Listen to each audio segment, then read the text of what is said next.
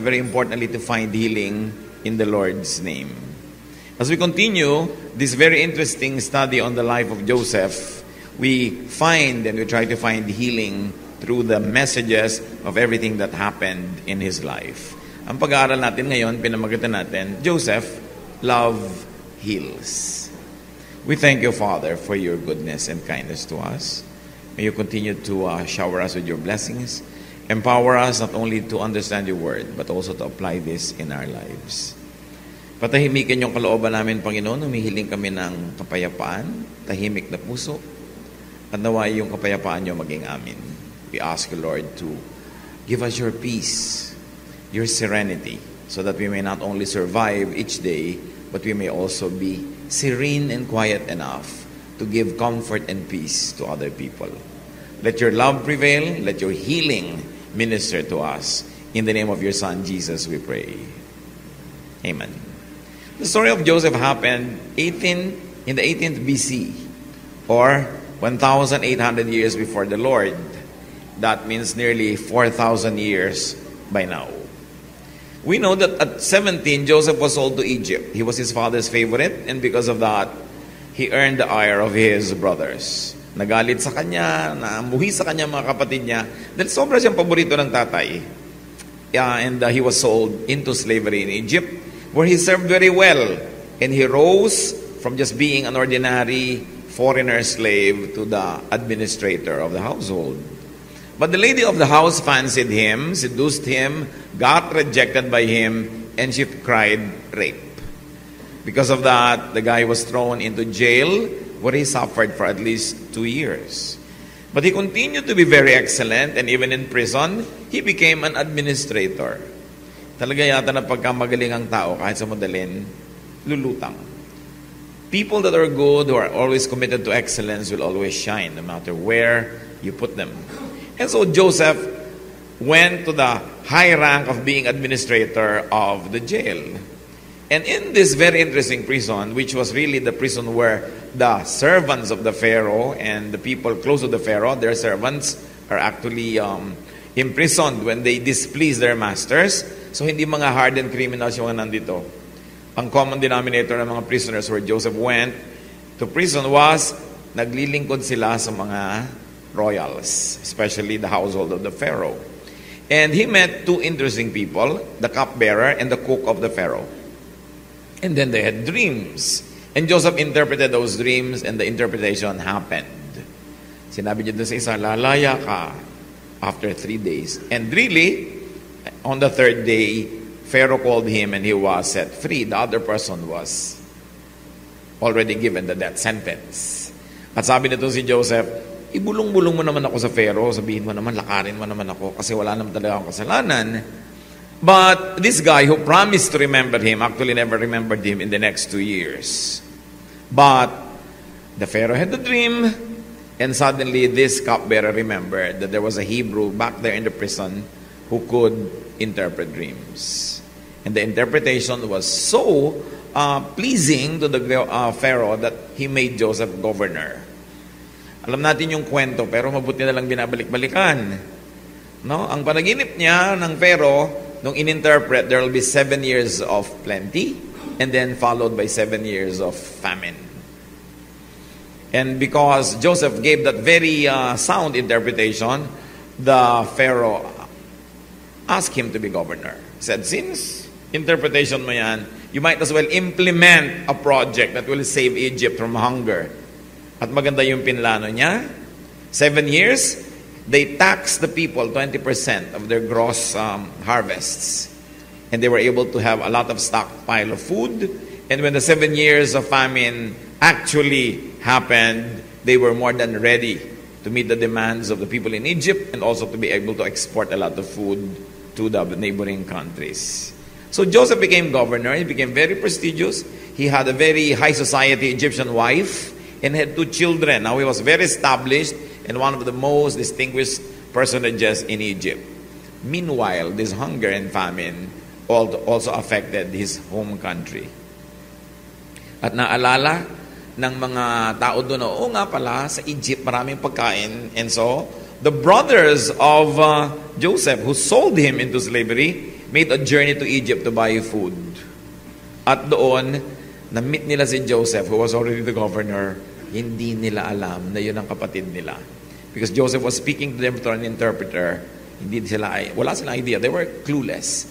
That the brother they sold to slavery, yung inapi-api nila, kinawawa nila, binatok-batukan nila na brother, was now the governor that they were kneeling to. So nalaman nitong si Joseph na yung buhay pa ang tatay niya after all those years. At yung kapatid niya na bunso, na paborito niya, ay buhay pa rin, pero naiwan dun sa Canaan, hindi kasama ng 10 magkakapatid na bibili ng grain. So he arranged that this youngest brother be brought to him. And the story continues. But what's interesting are the details of how Joseph handled himself facing his brothers who did not recognize him. So let's read on. Genesis 43. I'll be reading from the Contemporary English Version. So, sabi ni Joseph, iwan niyo muna yung isang kapatid niyo dito. Ikukulong ko dito kasi siguro spies kayo, no? Nagmamanman lang kayo dito sa aming kingdom. Pero sabi nila, hindi, buong pamilya nga po kami. May iwan pa kami bunsong kapatid doon sa bahay namin. Bueno, kunin niyo yung bunso na yon para mapatunayan ko na totoo ang kwento. Iwan niyo muna isa dito, umuwi na kayo, dali niyo yung mga grain, ibalik niyo dito yung bunso. Pag nakita kong totoo, papawalan ko na rin ito. Ang totoo, gusto lang niya makita si Benjamin. Si Benjamin kasi na bunsong kapatid ni Joseph, at si Joseph ang buong magkapatid. Jacob had 12 children by 4 women. 2 doon asawa niya, yung isa hindi niya gusto, yung isa gusto niya. Kasi yung panganay una ipapakasal, so nanuyo siya ng nanuyo sa magulang, pero pinakasal mo na yung panganay, ang gusto niya yung bunso. So tsaka pa lang niya ngayon nakuha yung bunso. Tapos, according to the custom of the time, nagkaroon pa siya ng anak doon sa 2 maids, nung 2 magkapatid na yon. Kaya 4 na nanay ito, ang gulo, no? Yung mga iba nga sa atin, 2 yung nanay, ang gulo na eh. Ito 4. Isa yung tatay. Usually, pag maraming tatay, isang nanay, mas tahimik. No? Kasi yung nanay ang nagmamanage ng bahay. Pero pag yung tatay ang maraming iba't ibang mga asawa dyan, ang gulo-gulo ng mga anak niya, hindi na ma-manage. And this happened in this household. Now, Benjamin had the same mother as Joseph. Sila yung magkapatid ng buo. At yun yung naiwan sa tatay. Favorite kasi ni Jacob, si Benjamin at saka si Joseph. Kasi gusto niya talaga yung nanay nila, si Rachel. So, pag gusto yung nanay mo, nagiging paborito ka. This favoritism actually drove a wedge among these children, and there was horrible favoritism in this family. It was nearly a dysfunctional family, like most of the patriarchal families in the Old Testament. No? Kaya kung huwag natin silang tutularan, let us learn from their mistakes. So sabi niya, okay, dalhin niyo dito si Benjamin. Pag nakita ko, papawalan ko na itong isang kapatid niyo. Nung sabihin nila sa tatay niya, nalungkot na naman yung tatay. Sabi, isa na lang natira kong paboritong anak dito. Paano kung mawala na naman yan tulad ni Joseph? You know the story that the brothers deceived their father? That when they sold Joseph to slavery when Joseph was 17, sabi nila, nawala, eto lang yung damit, puro dugo. And the father was led to believe that Joseph was actually slain by wild beasts. And that they couldn't find his body. So all along the father thought that Joseph was dead. But the brothers knew. At least the 10. Genesis 43, 1-2.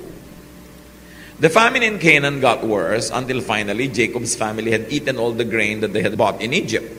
So Jacob said to his sons, go back and buy some more grain. So nakikita dito, ang lakas ng loob nilang bumili. Go back and buy some more grain. Nakabili na sila once, naiwan yung isang kapatid doon na deposito nila until they bring Benjamin to Egypt, that brother will be imprisoned there. But naubos na rin yung binili nila. Moral lesson agad-agad, first sentences pa lang. Paano kung dumating sa family nyo ang ganitong mga needs? Meron ba kayong pambili? Do your best, brothers and sisters, to always have funds na mabubunot nyo in times of needs. Dapat marunong tayong maghanap buhay, marunong tayong mag-ipon, so that when times come, when there will be needs, meron tayong naipon at hindi natin pinupuntirya yung naipon ng mga kamag-anak natin. O kaya yung naipon ng mga kaibigan natin. So ang lakas ng loob niya, sabi niya, go back and buy. It's so nice no, when you just like to buy and you have money to buy with. That's why people have to be productive. People have to work hard and work smart so that they'll be able not only to sustain their needs, but also to produce surplus. If not for your needs, then probably for the needs of others who are close to you. Let's continue, 3 to 6. Judah replied, "The governor strictly warned us that we would not be allowed to see him unless we brought our youngest brother with us. If you let us take Benjamin along, we will go and buy grain, but we won't go without him." Jacob asked, "Why did you cause me so much trouble by telling the governor you had another brother?" Oo nga naman, ba't yung pa ba ikinuwento-kwento na may isa pang natitira dito? Pinapatawag tuloy. At alam natin yun, more talk, more mistake. Pag ang tao masyadong madaldal, nasasabit lagi sa gulo. Minsan hindi na necessary ang sinasabi natin, sinasabi pa natin, napapahamak tuloy kung hindi tayo yung marami. Verse 7, they answered, "He asked a lot of questions about us and our family. He wanted to know if you were still alive and if we had any more brothers.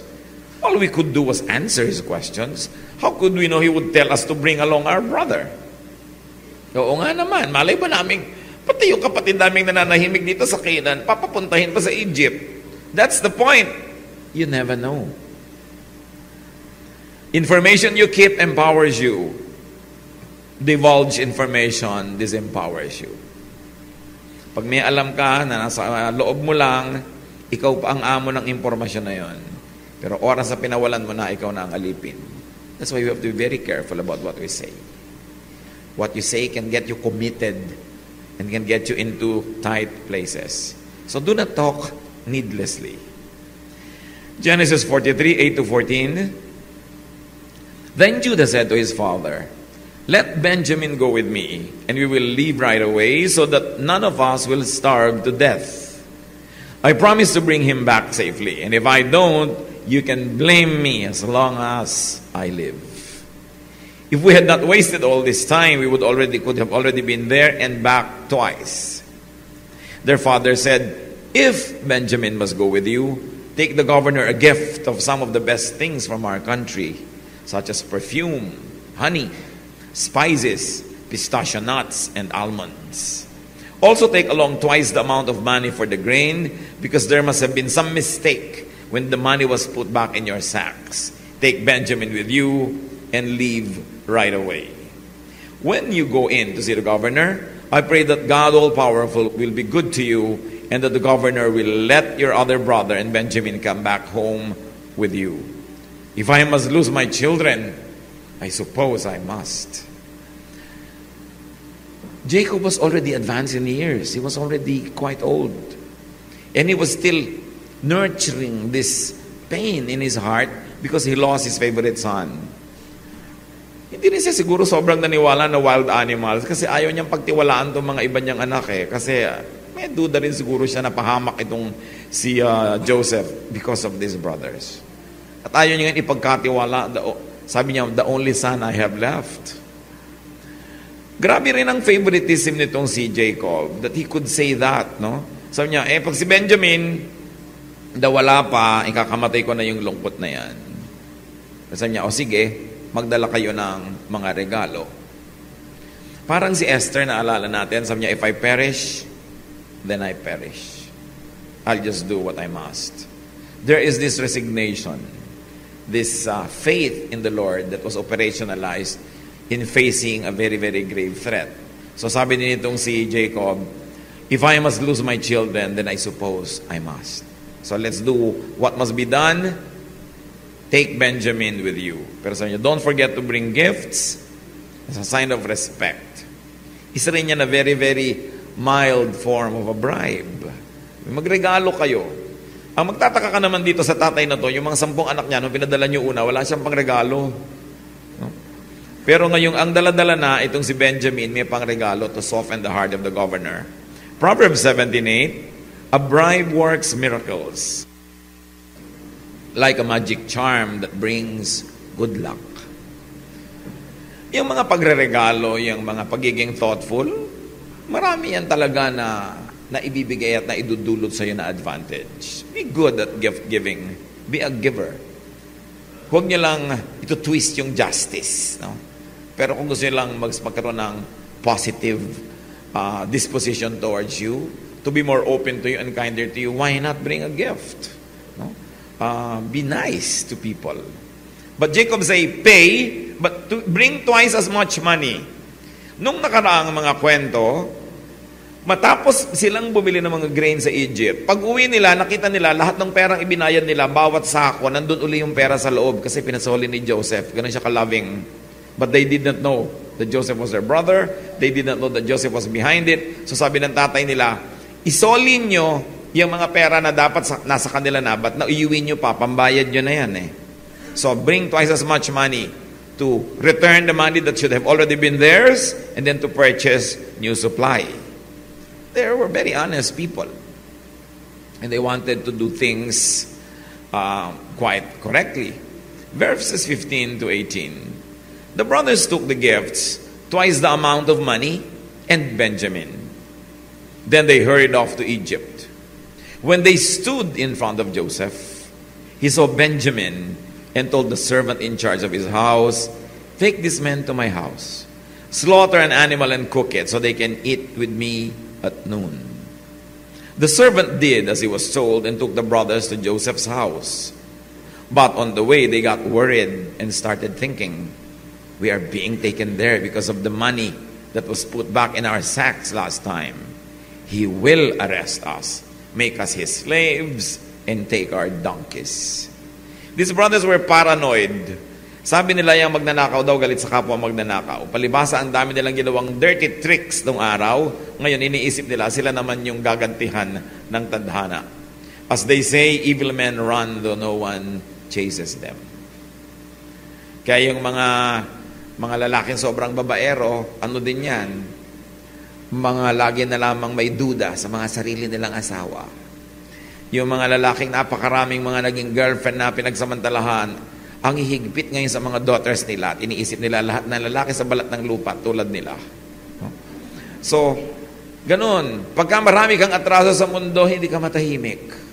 Sila ganun. You can imagine that their devils were torturing them. Imagine what they did to their brother. Sold a brother into slavery and then told their father that he died and showed them this jacket of Joseph. They dipped in goat's blood, and the father was grieving all his life for a favorite son he thought to have died. Mabigat na dala yun. Mga kapatid, huwag kayong gagawa ng anumang bagay na pagmumultuhan kayo buong buhay. Especially harming somebody who is permanently related to you, like spouse or the parent of your children, or your parents or your brothers and sisters. We should not do anything wrong to anybody, but especially to people who are close to us. Because you will have to live with it all your life. Lagi mo silang makakasama. Kung hindi mo sila kasambahay, magkikita-kita sa lahat ng libing, lahat ng lamay, lahat ng kasalan, lahat ng family reunion. At lagi mong maaalala yung mga atraso na yan. They will always cause a lot of friction. And if not friction, it will cause a lot of discomfort. It is foolishness to harm anybody, but it's double foolishness to harm our relatives and our family members, because these are permanent relations. Like you cannot do anything to erase it. It's there. Kaya maganda itong mga storya nila David, bagamat mahaba akong binabasa, pero maraming lesson para sa atin. These lessons in family life.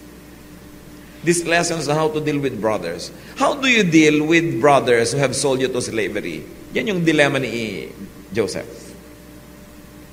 Now that you're powerful, you're governor of Egypt, and they come to you almost begging because they're going hungry, what will you do if you were powerful like him? At ikaw naman, if you have done something so wrong to your brother and also against your father, how will you live with it? Marami sa atin hanggang ngayon nabubuhay sa guilt kasi may nagawa tayong mali nun pa. Minsan nalilimutan mo pag may party, pagka may masaya, may kwentuhan, pero naaalala mo rin madalas. How do you deal with that? That's why we like this story, because we can learn a lot from how these people really moved about and what they did and they did not do. Maraming leksyon itong pamilya na to. Kaya subaybayan nyo, kahit saan ko i-preach yung mga ibang chapter, sumunod kayo para nyo mabuo. Kasi Hiniisa-isa kong chapter. It's a very beautiful story. So finally, nakita na ni Joseph yung kanyang kapatid. No? At least, 13 years had passed. At least. Matagal din. Hindi na nila nakita yung kilala yung kapatid nila. Genesis 43:19 to 22. So when they arrived at Joseph's house, they said to the servant in charge, "Sir, we came to Egypt once before to buy grain, but when we stopped for the night, we found in our grain sacks the exact amount we had paid. We have brought the money back, together with enough money to buy more grain. We don't know who put the money in our sacks." Magaling sila, inunahan nila yung servant. Kesa sila pa yung maunahan na, kayo ha, dinala nyo rin yung binayad nyo. Inunahan na nila. Hindi naman namin dinala, nagtaka lang kami bakit nandun na naman sa loob ng mga sako namin yung pera na ibinayad namin doon sa grain. Timing is important. Nasubukan nyo na ba sa buhay nyo yan? Naunahan kayo. May sasabihin sana kayo, naunahan kayo. Nagmukha tuloy na kaya nyo lang sinasabi ngayon dahil nabisto na kayo. Mahalaga yung timing. And sometimes we have to preempt the opposition so that our truth can be established even before it is brought out by someone else. Genesis 43:23. "It's all right," the servant replied. "Don't worry. The God you and your father worship must have put the money there, because I received your payment in full." Then he brought Simeon out to them. Si Simeon yung naging deposito. May iwan dito yung brother nyo, mag-uwi ang kayo, bring the grain, and when you bring the youngest back, I'm going to release this one and also give you back your youngest brother. Apparently, the chief of staff is in the know. Alam niya yung nangyayari, alam niya yung ginagawa ni Joseph sa kanyang mga kapatid. Genesis 43:24 to 25. "The servant took them into Joseph's house and gave them water to wash their feet. He also tended their donkeys. The brothers got their gifts ready to give to Joseph at noon, since they had heard that they were going to eat there." So they got a VIP reception. Mapalad kayo pag may mga kapatid kayo na nagiging successful, no? Kahit wala kang ginawa sa buhay, kakaroon ka ng VIP reception. Be thankful when you have a brother who makes it big. But when it does happen, bring him honor, not dishonor. Isa yan sa mga pinakamahirap na challenges sa third world country, so-called, tulad ng Pilipinas, no? Magsisikap ang isang member ng family, aasenso siya, yayaman, sisikat, tapos lahat ng kamag-anak niya, jologs. Yung dadali niya sa kainan, hindi mga marunong gumamit ng mga kutsara at tinidor. Magpa-party siya, mali-mali ang damit. Kaya tuloy pag magpa-party ka, bibihisan mo pa lahat yung mga kamag-anak mo para maging tama lang yung gagawin. Tapos kung ano-anong pagkakalatang ginagawa nila. Pag meron tayong kamag-anak, mahal sa buhay, kapatid na umaasenso, sabayan naman natin. Habulin kahit konti, para wag naman tayong ikahiya.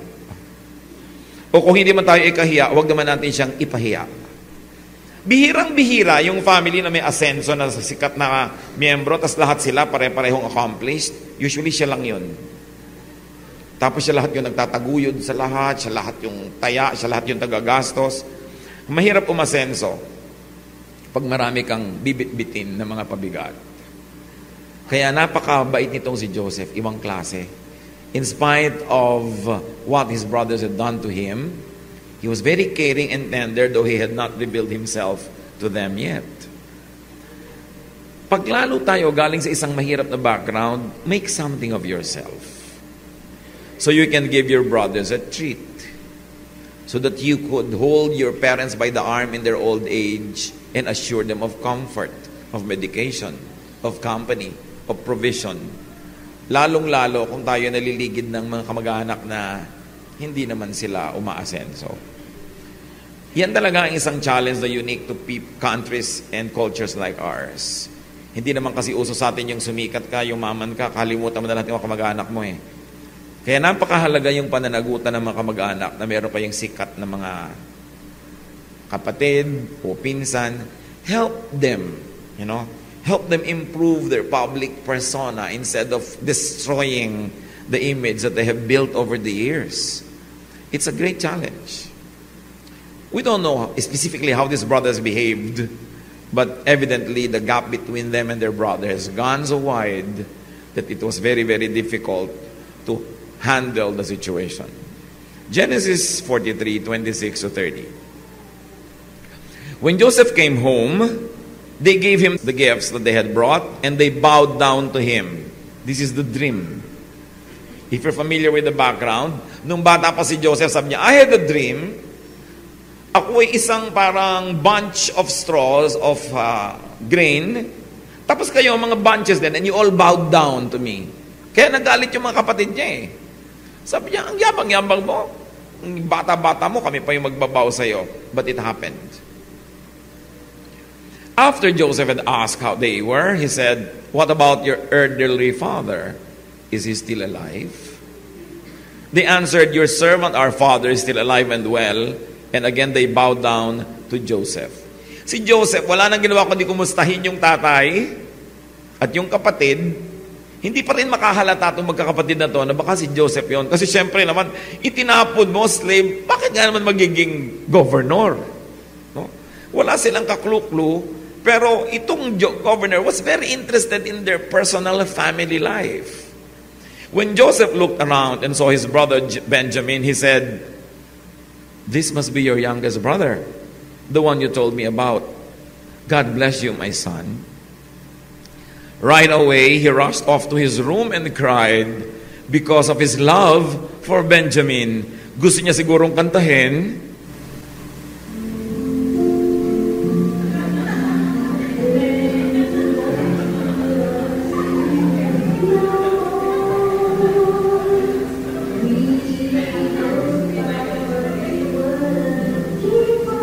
Yan yung magkapatid na buo eh. Di ba? Talagang madramatic. The governor could not hold his tears. He ran into a private room and shed his tears there. Talaga humagulgol. Imagine nyo yung mga luhang inipon mo ng napakaraming taon. Yung mga sama ng loob na hindi mo na ibulalas. Yung pananabik mo sa kapatid mo that your arms ache to embrace him. Then all of a sudden he's there and you could not even do what your heart tells you to do. Moral lesson, lalo sa mga macho, cry. Cry when you feel like. It's good for you. It could save your life. Bakit ba unang namamatay ang mga lalaki kaysa mga babae kadalasan? Diba? Because in our culture and in many cultures around the world, boys are forbidden to cry. Kung iyak, lalaki ka. Kaya ikaw naman, galit na yung panga mo, talagang gusto mo lang sumabog, nagpapakaganyan ka pa yan, bloom, namatay ka na lang, heart attack. No? Mabuting umiiyak kasi according to studies, the lacrimal glands collect toxins from your blood, from your body, from your muscles, and then bring them out through the tears. There are laboratory studies of tears, ando lahat yung toxins ng katawan. You notice this, when you have a good cry, sino sa inyo dito mga palaiyak? Huwag na kayo magtaas ng kamay. Kilala nyo na sa sarili nyo. Pagkatapos yung magngangalgal sa gabi, di ba? Ang sarap matulog. Himbing na himbing ang nagiiyak. It is one art, one skill that many men have to relearn, to cry. The best men in the Bible cried at the right moments. Here, Joseph cries. You know, even the Lord Jesus wept. There's nothing shameful about crying. Basta tama lang sa lugar. At hindi sana naman sa mga soap opera na ang tatay mo nag-iiyak sa harap ng TV dahil naaapi si Maricel Soriano. So, but here you see that love really is great. Mapalad yung marunong magmahal. Sino mas mapalad dito? Yung mga kapatid o yung si Joseph? Joseph was full of love. Sa biglang tingin siya yung naapi, pero hindi naman talaga siya ipinaapi ng Diyos. Kung sinubaybayan nyo yung kwento ni Joseph, we never find him bitter. He only got better. He had all the reasons to be bitter. You were the favorite of your father. You have this multicolored jacket. And then suddenly you're abducted by your own brothers, thrown into a dry well. And if that was not enough, you are sold into slavery in some foreign land at 17. Okay, so you become a slave. Instead of brooding, instead of being angry with the world, sa halip siya mag-drugs o maglasing o magrebelde, he worked very well. He was noticed. In no time at all, he was the administrator of one of the great houses in Egypt. He was trained to deal with aristocracy, with the nobility. He was trained on the finer points of housekeeping, of serving at tables. He was really being prepared for greatness. Pero hindi niya halata yun nun kasi he was just a slave. And then after having been a good slave, the lady of the house fancies him, this good girl with bad habits. No? Suddenly, would gaze upon him and ask him, go to bed with me. Joseph refused. He was all 27 when that happened. You know, katanghali ang tapat ng buhay mo, kainitan ng iyong dugo. Heto itong babae na amoy lotus. Siyempre, yun ang pabango doon, mga katas ng lotus. Ano po kaya? At laging painted and made up, these Egyptian women. Tapos wala naman lagi yung asawa, laging may duty because he was a captain of the Pharaoh's guard. It was so convenient. And Joseph would say no all the time. And for saying no, he got into jail. The woman said, gusto niya ako i-rape. Hindi naman siguro naniwala yung asawa kasi kung talaga naniwala, ipinapatay na ni Joseph agad-agad. Pinakulong lang. No? Baka may track record si Mrs. Potiphar. Kaya medyo pinagbigyan lang, kinulong si Joseph, hindi naman pinatay. Pero ikaw, for having been a good employee, may kukulong ka, dapat punong-puno ka na ng bitterness. Diba? Pero hindi pa rin gano'n na nangyari. Nagsikap siya na maging mabuti doon sa preso. Naging administrador na naman doon. Tapos ngayon naging governor of Egypt. Pero at any stage in his life, kung ang pinairal niya mga kapatid, bitterness, anger, hatred, he would have not gone far. Because anger is like acid. It destroys its container more than the person for whom it is being stored.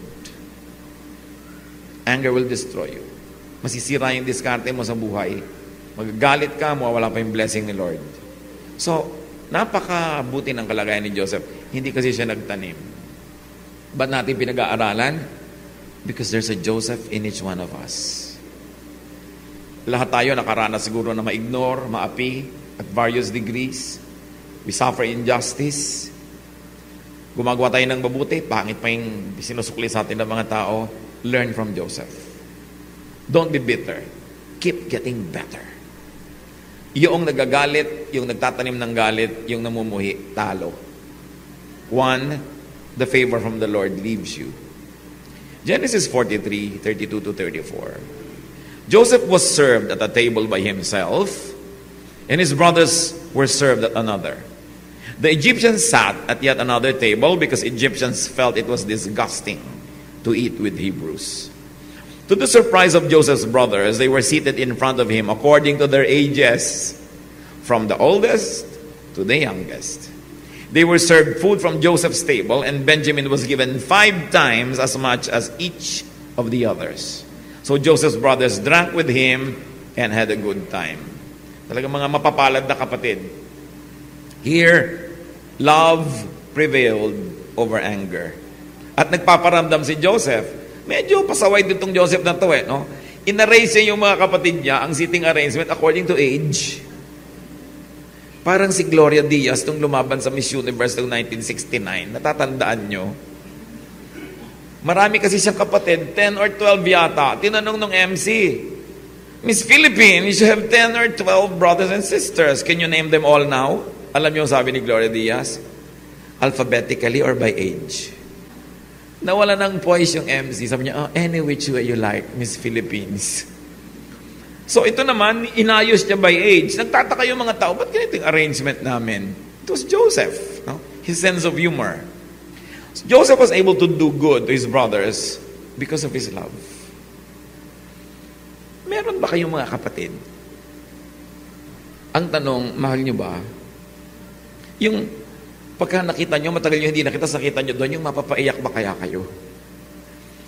Kung minsan, pag nakakita ka ng mga magkakapatid na sobrang magmahalan, halos mainggit ka kasi ang sarap. No? Pero syempre, may premium yung pagmamahal. May cost yan. But it's always nice to love our family members. His love empowered him to forgive them even before they met him face to face. Nung unang dumating sa Egypt ang magkakapatid na ito, hindi natin alam kung sinasadya ni Joseph yon, pero maaring nabigla din siya. Pero bakit hindi siya naghiganti? Kasi matagal na niyang pinatawad. Kayo ba may galit sa mga kapatid niyo na hanggang ngayon daladala niyo pa? Bakit? Kasi nung high school, kayo dapat ang muse ng basketball team, tapos siya yung nakuha. Tapos galit ka sa sister mo all your life. Huh? O kaya yung isang kapatid mo, laging paborito ng nanay mo. Pag meron kayong bangus, kanya yung tiyan, sa'yo yung palikpik. Di ba may mga nanay na abnormal, gano'n, sobrang may favoritism? Yung obvious na obvious. Tapos yung kanyang kobre kama, canon, sa'yo Bimeg feeds. Dahil may poultry kayo. Ang dami natin kanya experiences. Dalan nyo pa ba hanggang ngayon? Kasi kung dalan nyo pa, dinala kayo dito ni Lord, kasi iwan nyo na yung dapat dito. You must get on with life. Hindi kayo pwedeng mabuhay na merong itinatanim na galit sa sarili nyong dugo. Maapektuhan yan. Pag magkakaaway kayo magkakapatid, pati mga anak nyo at anak nila, yung magpipinsan, sila man, mamanahin nila yung mga gulo na yan. Hindi na matatapos. Generational rifts. We've got to end this. The Lord wants you to be healed. That's why we're going back to this 4,000-year-old story. Kasi ang katotohanan niya hanggang ngayon, totoo pa rin. May mga magulang talaga na hindi marunong magpalaki ng anak. Ngayon, kung kayo yung naging victim ng favoritism, anong gagawin nyo? Magagalit kayo all your life and continue to be victimized? Or you will set yourself free? You will say, okay, that was wrong, the way my parents acted, but I cannot live in the shadow of that mistake. I'll have to get out of that shadow. And the only way to get out of the shadow is to forgive. It's the only way. You may choose not to forgive. Mahirap naman kasi magpatawad. Kaya lang, alam nyo, merong mas mahirap, yung hindi magpatawad. Hirap din lang at hirap, doon na kayo mahirapan sa tama. It takes a lot of work to forgive, but it also takes a lot of work not to forgive. So if you're going to be tired working, work towards the right direction. Forgive. Ask God to give you the grace. O ngayon, baka may mga magulang naman dito, kayo itong mga pasaway na nanay at tatay. May mga paborito, halatang halata. Bakit mo paborito yung anak mo? Kasi pareho lang kayong may nonal sa noo. Di ba ganyan yung mga magulang, yung mga medyo kamukha mo yung anak na yon, yung pareho kayo ng ugali, sobrang paborito mo na. Now, alam ko, sa loob ng puso ng magulang, lalo't marami anak, hindi mo maiwasan, may itinatangi ka talaga. Huwag mo namang gawing obvious. Kasi may iba ka pang anak. At pag ginawa mo yan obvious, you will destroy those who are not your favorite. You will also destroy your favorite because you would have spoiled this person, and you will destroy your relationship with all your other children. Everybody loses. Pag ginawa ka ng Diyos sa magulang, may assignment ka. Mahalin mo lahat ng anak mo. Huwag ka magtatangi. Ngayon, paano kung iisa yung anak mo? Ilapit mo dapat yan sa mga pinsan. Mayaman ka man o hindi, whether you are rich, and especially if you're not, our family is still our best social security. Kaya iba na yung malapit. Kaya kung isa yung anak mo, you should invent events para sila magpipinsan, nagbabakasyon together, nagbibiyahe, kumakain together, para sila yung para magkakapatid. Kasi darating ang panahon when the generation of the parents become old and when they die off one by one, who's left to face all the challenges of the world? Ito magkakapatid o magpipinsan. Pananagutan natin at pribilehiyo ng mga magulang na palaki ng mga anak natin kasama ang mga kapatid nila at mga pinsan na nagmamahala sila at nagtutulungan. Sabi nga ni Balagtas, sapagkat ang mundo'y bayan ang hinagpis, mamamaya'y sukat ni bayan ang dibdib. Kailangan marami kang karamay. Relatives and friends divide our sorrow and they multiply our joy. So meron tayong pananagutan din sa isa't isa. Mahalaga yun. Sasandali lang tayo mabubuhay sa mundo. How long will you live on earth? 90? 95? 100? What is that? It's very short. And it's made even shorter when we're angry. Yung mga tawang hindi natin naitawa, mga regalong hindi natin naibigay o natanggap, mga parting hindi natin napuntahan o hindi natin inorganize, bawas lahat yon sa quality of our life. Kaya mahalaga, marunong ka magpatawad. So balik tayo, sino kaya dito yung mga biktima ng favoritism? Magpatawad na kayo ngayon. Tama na. Nahirapan na kayo, baka nakaganti na kayo, nakapag-ignore na kayo, it's enough. Vengeance is the Lord's, not ours. At hindi lang yon, kung kayo naman yung naging paborito, mag-make up naman kayo doon sa mga kapatid nyo na sobrang nalugi dahil kayo na lang lagi ang paborito ng magulang ninyo. Ipakita nyo rin na hindi nyo naman yung kayo sang-ayon doon sa naging favoritism na yon. Show your other brothers and sisters that you are not totally in agreement with the way your parent or parents have been mistreating them para maipakita nyo yung love ninyo. At kung kayo yung magulang, review the way you deal with your children. Favoritism destroys many people. Ang mga bata kasi wala silang ambisyon kundi ipakita sa magulang yung accomplishment nila eh. Kaya nakakatawid lang ng konti, look ma, look pa. Pero pagka hindi ka nakakaganon kasi ayaw kang tingnan ng nanay mo. Diba? Lagi na lang ang paborito niya ang tinitingnan niya. It destroys people. And once you are destroyed at childhood, usually you are scarred for life. But let's thank the Lord because of the blood of Jesus we can have renewal. We can become a new person.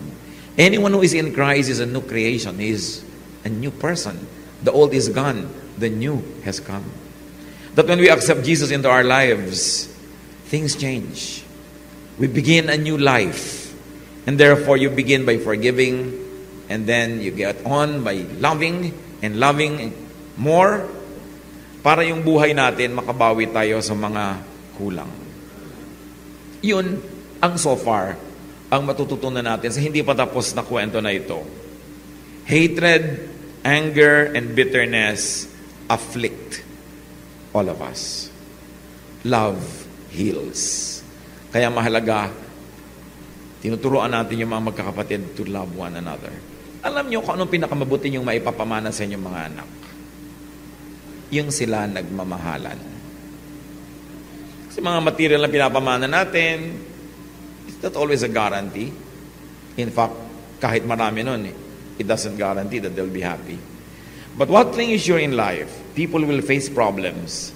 These young people who get married, some of them will separate, some of them will divorce, some of them will quarrel with their husbands and wives all their lives.